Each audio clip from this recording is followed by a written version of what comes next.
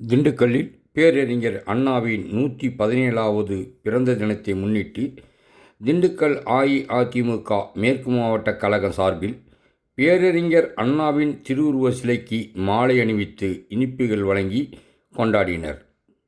தமிழகம் முழுவதும் பேரறிஞர் அண்ணாவின் 117வது பிறந்தநாள் விழா வெகு விமர்சையாக கொண்டாடப்பட்டு வருகிறது.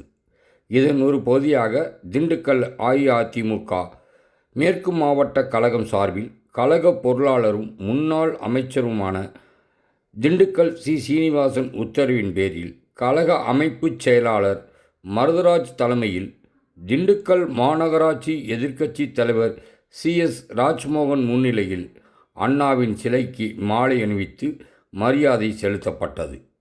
இதனைத் தொடர்ந்து கழக நிர்வாகிகளும் மற்றும் பொதுமக்களுக்கும் இனிப்புகள் வழங்கி கொண்டாடப்பட்டன.